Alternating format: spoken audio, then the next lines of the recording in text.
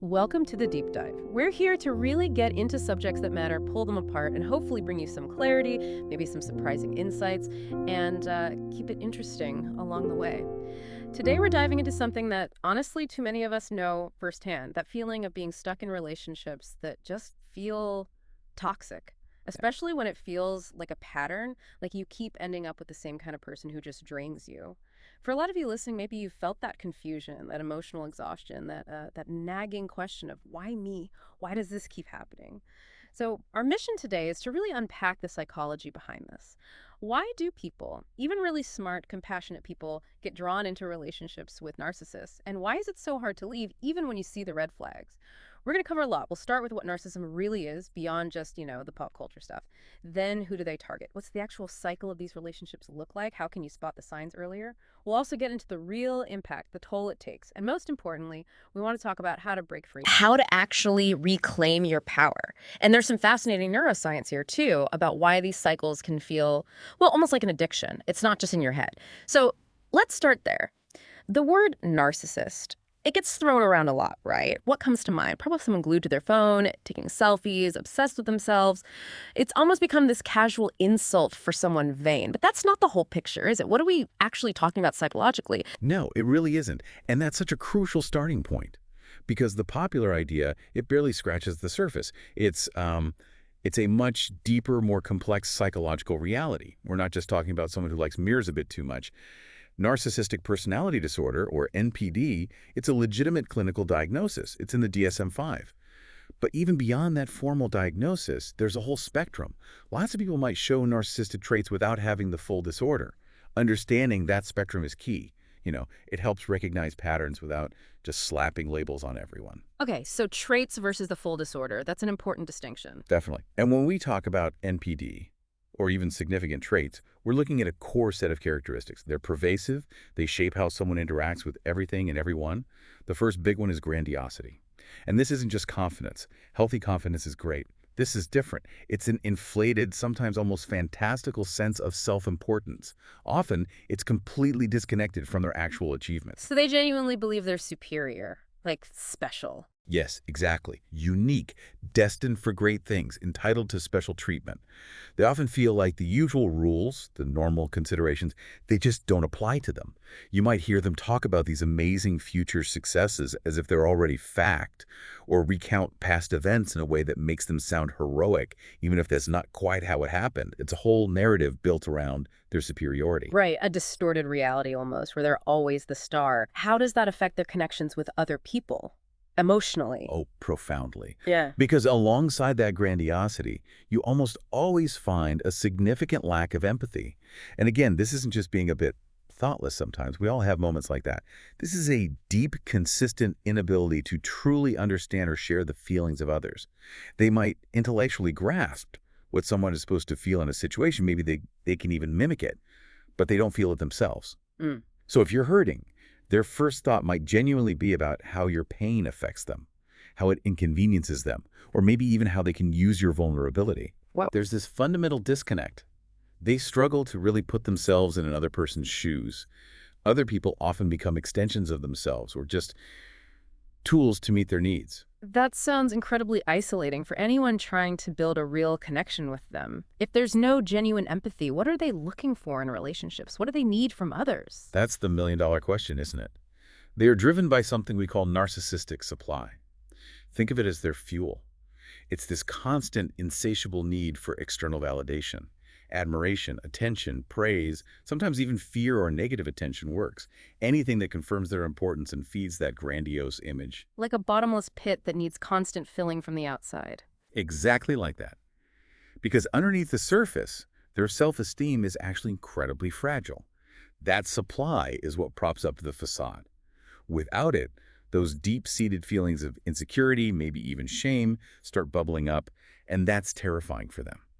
So almost everything they do, every interaction, is geared, often unconsciously, towards getting that supply, whether it's through charm, manipulation, demanding behavior, or even playing the victim sometimes. So it's not just wanting people to like them, it's a fundamental need for external validation, to just feel okay or well, superior. Precisely.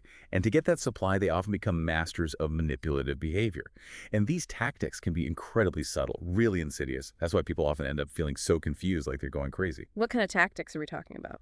Oh, it's a whole toolbox. Guilt trips are common, using your empathy against you, making you feel responsible for their feelings or problems. Passive aggression, the veiled insults, the silent treatment when they don't get their way. Emotional blackmail, sometimes threats, maybe subtle, maybe not if you don't comply. And then there's triangulation. That's a particularly nasty one. Triangulation, how does that work? They'll bring a third person into the dynamic. Maybe they'll constantly mention how much an ex still admires them, or talk about a new friend who thinks they're amazing. The goal is to make you feel insecure, off balance, maybe even jealous, to make you compete for their attention and approval. It keeps you hooked and focused on them, trying harder to please them. Ugh, that sounds exhausting and deliberately destabilizing. It is. The ultimate aim is always control. Controlling situations, controlling people, getting their needs met, and maintaining that illusion of superiority, all while subtly eroding your sense of self. It's this paradox, isn't it? This outward display of immense confidence and control. But you mentioned earlier there's this hidden vulnerability, this fragile ego beneath the surface. Can you expand on that? Because that seems key. It is absolutely key to understanding them, that confident, charming, maybe even arrogant mask they wear.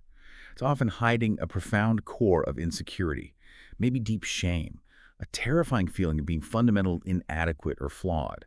The grandiosity, the manipulate, it's not coming from a place of genuine strength. It's a defense mechanism, a deeply ingrained survival strategy they developed maybe very early on to protect that incredibly vulnerable inner self that they just cannot face or tolerate. So any criticism, any challenge. Exactly. Any perceived slight, any hint that they aren't perfect can trigger what's called a narcissistic injury. It's like a devastating emotional wound for them. And that injury can manifest as intense anger, sudden rage, vengeful behavior, or maybe they just completely shut down and withdraw. Because it threatens to expose that fragile core they work so hard to hide, they desperately need to maintain the illusion. Which explains why that initial charm, that mask, is so crucial for them, to draw people in before that fragility shows. Absolutely. That first impression is usually meticulously crafted. They present as charming, confident, successful, charismatic, often exactly what you might be looking for. They are masters of impression management. This mask is essential for pulling people in, getting that initial hit of supply. It's how they hook you. The love bombing phase we hear about. Precisely. They mirror you, make you feel incredibly seen and special. It's designed to create that intense, rapid bond. It makes it incredibly hard to see the reality underneath, the emptiness, the fear, the desperate need. Understanding this foundation is so important for recognizing the patterns that follow.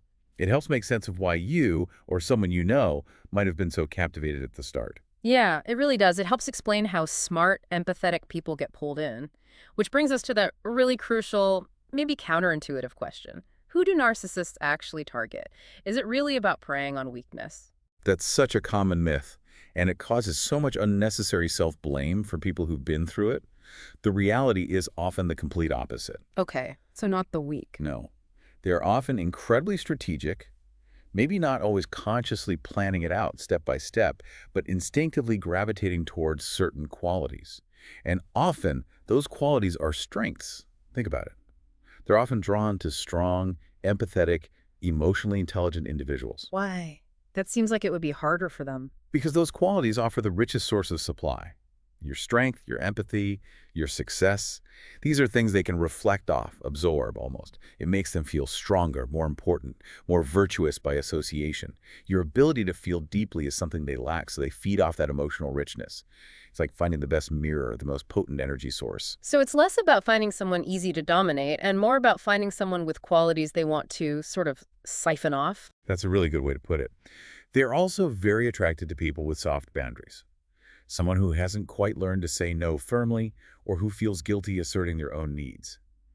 If your boundaries are permeable, it's much easier for them to push limits, make unreasonable demands, gradually erode your personal space and sense of self without meeting much resistance. That's ideal for them. Okay, that makes sense. What else? High achievers are often targets too. Success, status, recognition, and a partner that feeds the narcissist's own grandiosity. They get to bask in your reflected glory. Right, so your success becomes their accessory. In a way, yes. They might even subtly take credit for your achievements, or conversely, undermine them privately while praising you publicly. It's all about enhancing their image. And, maybe most commonly, they target givers and people pleasers. People who are naturally compassionate, who put others first, who feel good making others happy. These individuals are like an endless well of validation and self-sacrifice. Because they'll keep giving, hoping their love will be enough. Exactly. They'll exhaust themselves trying to meet the narcissist's impossible needs, often overlooking red flags because they're so focused on giving and fixing. This really flips the narrative. It's not about being weak. It's often about having your strength, empathy, compassion, success exploited. Absolutely. The core motivation is never about finding an equal partner. They don't want an equal. They want an admirer, a source of supply, someone who reflects back their idealized fantasy self. Your positive qualities serve their needs. Are there other vulnerabilities, maybe from someone's past, that can make them more susceptible beyond just having these positive traits? Yes, definitely. Certain pre-existing factors can unfortunately make someone more vulnerable to getting entangled. Empaths, for instance, people who naturally feel and absorb others' emotions very deeply. Their deep sensitivity makes them highly susceptible to manipulation. They might mistake the narcissist's intense neediness or surface charm for genuine depth, and they instinctively try to heal or soothe the other person's pain, taking on burdens that aren't theirs. So their gift becomes a liability in this specific context. Precisely. Also, individuals with a history of childhood trauma or emotional neglect can be particularly vulnerable. If you grew up with unmet needs for love, validation, or security, that intense love bombing phase can feel incredibly seductive. It feels like that childhood void is finally being filled.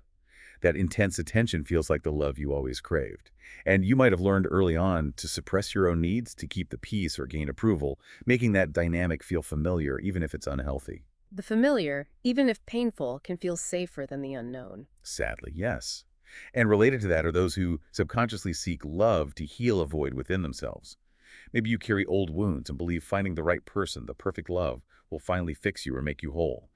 This intense desire for healing through a relationship can make you project unrealistic expectations onto a partner and overlook major red flags because you're so focused on the fantasy of what they could provide for you. You see them as the solution to your own internal struggles. Wow, it's a lot to take in, but it provides such clarity, it really dismantles the self-blame.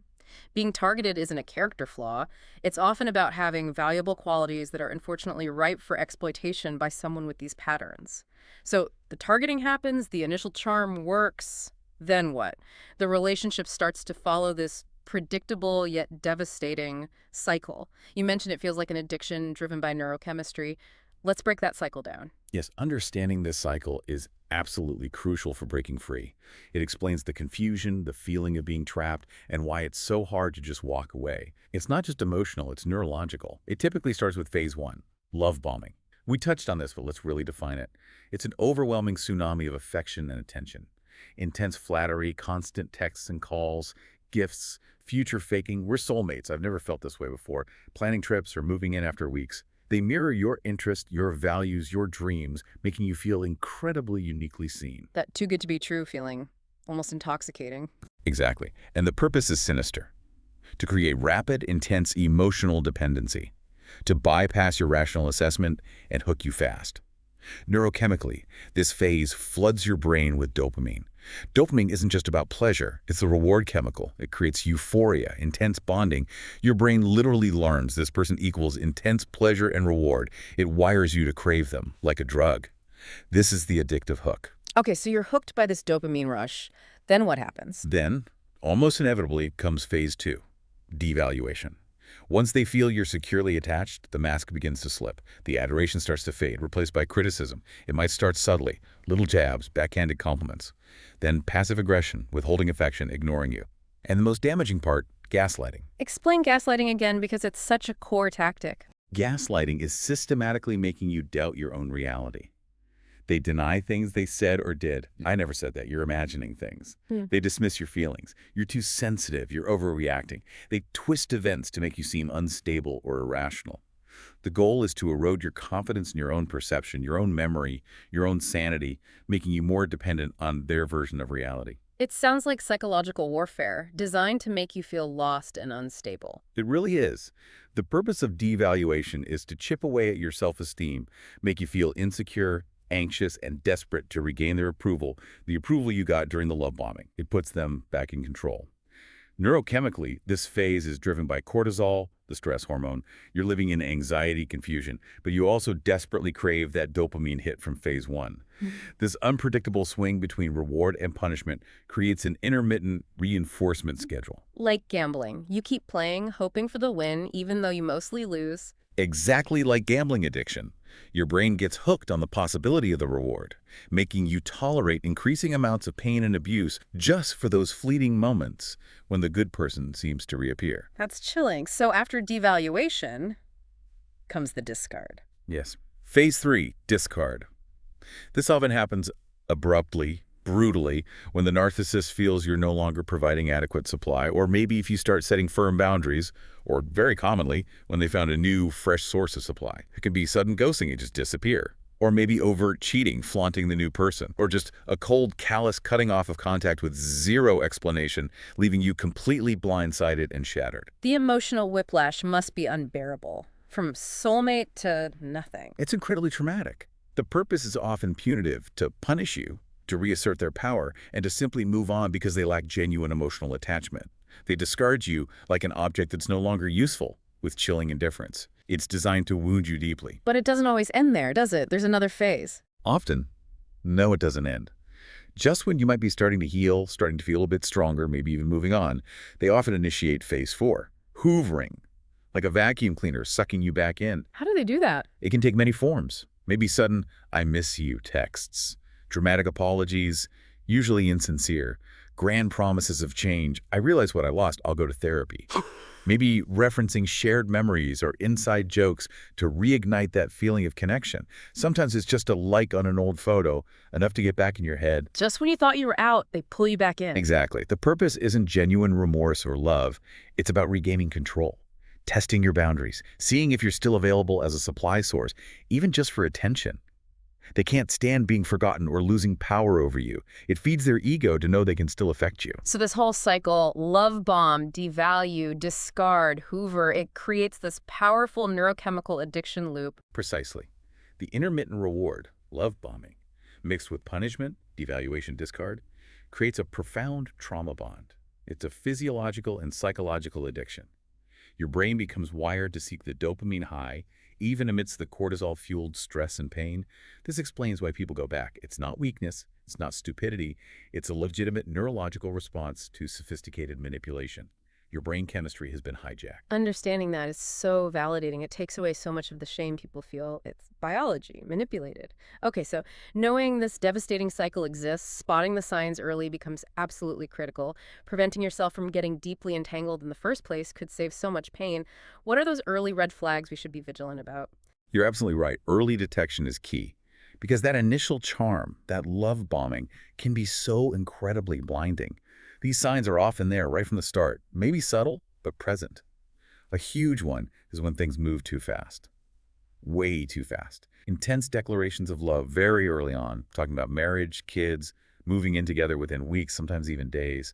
Constant future faking, painting this perfect picture. It feels like a whirlwind romance, but it's actually a red flag. It often is. Healthy relationships build trust and intimacy over time. This intense rush bypasses that natural process. It's designed to hook you quickly before you see the cracks. Another clear sign. They always talk about themselves. Conversations just constantly circle back to them, their achievements, their problems, their feelings. They might interrupt you or just seem bored when you talk about yourself. Like you're just an audience. Pretty much. There's a real lack of genuine curiosity about you, about your life, your thoughts, your feelings. It feels very one-sided. You might leave interactions feeling unheard or unseen. And here's a really critical one. Notice how they react when you set a boundary, even a small, reasonable boundary.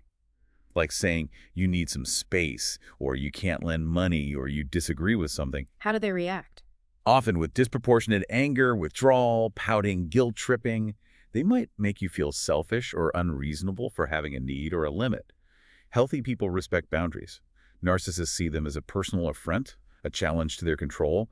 Their reaction is very telling. That's a big one. Healthy relationships need boundaries. Absolutely. And related to that, they generally can't take criticism. Even gentle, constructive feedback is also met with extreme defensiveness, blame shifting, well, you did XYZ, or a counterattack. They cannot tolerate anything that suggests they're flawed. Their fragile ego just can't handle it, so they immediately turn it back on you. Accountability is usually non-existent. Okay, what else? That insidious feeling that they're subtly making you feel crazy. Mm. This is the gaslighting again. They deny reality, twist facts, tell you you're imagining things or misremembering. Over time, this constant distortion makes you doubt your own perception, your memory, your sanity. You start thinking, maybe I am too sensitive. Maybe I did imagine it.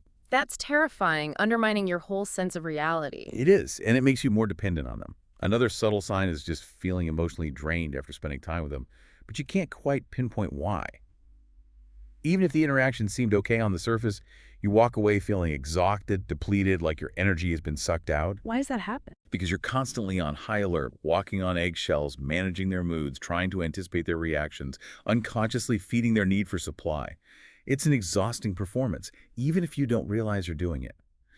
And finally, perhaps the most important, yet hardest to define, is that gut feeling. That little voice inside, that sense of unease, even amidst the initial excitement. It's that feeling that something is just off. A disconnect between their words and their energy, or between the intense connection and a nagging feeling of confusion. Trust that intuition. It's often picking up on inconsistencies your conscious mind is trying to rationalize away. Those are such concrete things to look for. It really shifts them from being quirks to being potential warning signs. Trusting that gut feeling seems paramount.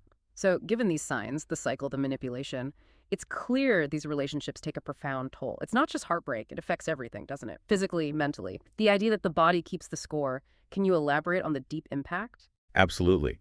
The term narcissistic abuse is used for a reason. It's not just a difficult relationship. It's a form of sustained psychological and emotional violation. And the impact is comprehensive. It permeates every layer of your being. Emotionally, you end up feeling small, insignificant, constantly anxious. You're always walking on eggshells, hypervigilant, trying to avoid triggering their disapproval or rage. There's this pervasive confusion, the cognitive dissonance we talked about, trying to reconcile the charming person you fell for with the cruel, dismissive person you now experience. Yeah. It creates this constant internal turmoil. You might feel desperate to get back to the good times, constantly trying to figure out what you did wrong. Living in that state of constant confusion and anxiety must be incredibly wearing. It is. And psychologically, the damage can be severe. Your self-esteem and self-worth often plummet. The relentless gaslighting makes you doubt your own memory, judgment, even your sanity. You might truly start to believe you are the problem, that you are crazy or overly sensitive, just as they've told you. For many, this prolonged exposure to trauma leads to complex PTSD, CPTSD. Unlike single-event PTSD, CPTSD develops from ongoing relational trauma. It deeply affects your ability to trust, regulate emotions, form healthy attachments, and can leave you with a fragmented sense of self. You might not even know who you are anymore outside of that relationship. And physically, how does the body literally keep score? The chronic stress takes a massive toll. Living in that constant state of fear and hypervigilance keeps your nervous system perpetually activated, stuck in a fight, flight, or freeze response.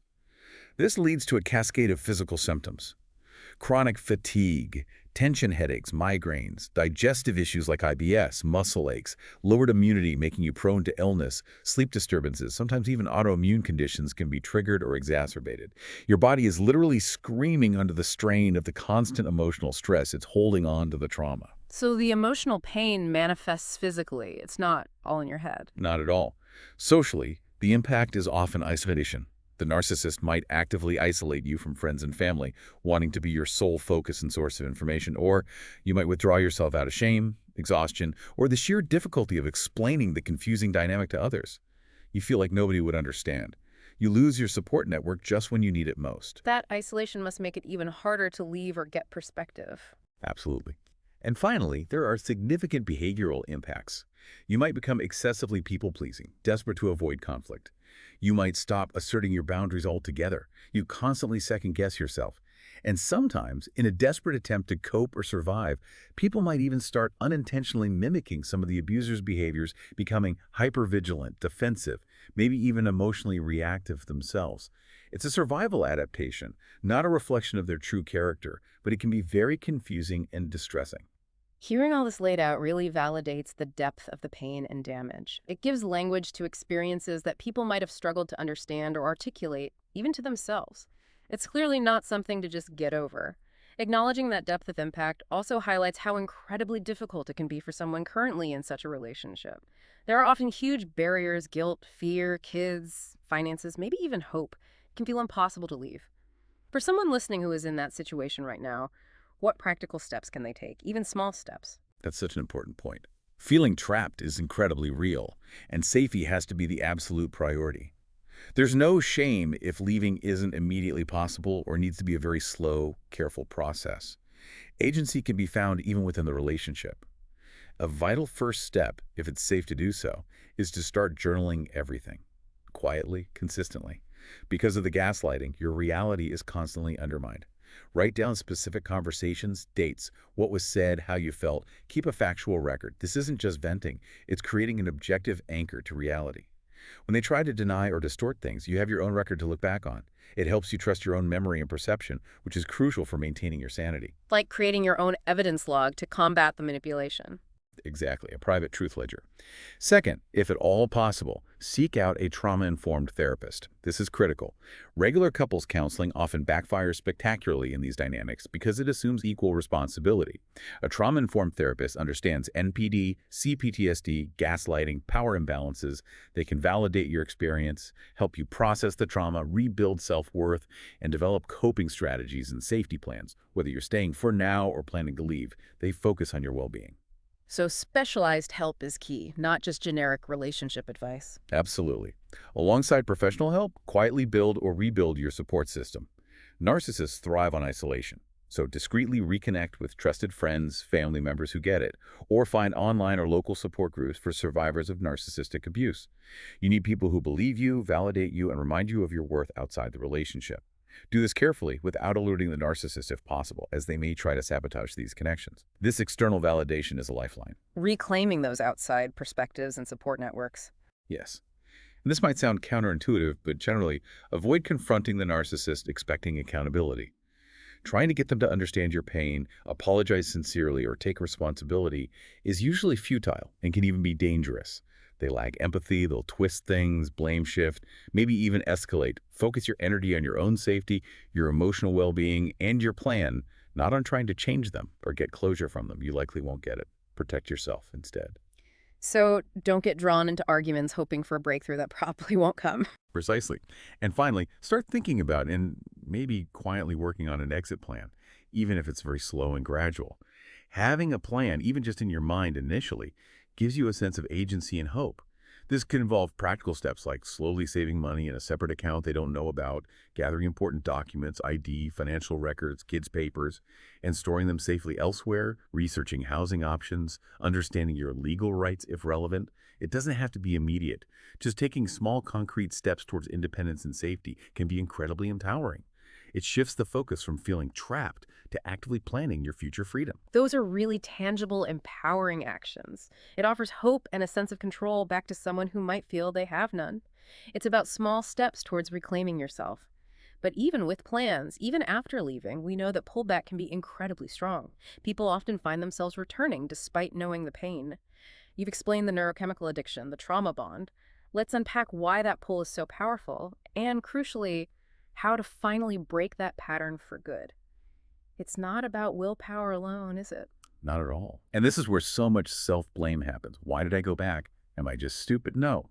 It's incredibly complex, rooted in that trauma bond and the brain's conditioning. One huge factor is that lingering, persistent belief in change. You remember the good times, the love bombing, the potential you saw in them. You desperately hope that person will return, that they'll finally get it, that this time will be different. They often reinforce this with promises during hoovering. You cling to the illusion, the exception, not the rule of their behavior. Holding on to hope against all evidence, almost. Yes. And then there's the intense missing of the honeymoon phase. It's a literal withdrawal. Your brain craves those dopamine hits. The absence feels like a physical ache, an emptiness. That intense feeling of being special, chosen, adored, it's addictive.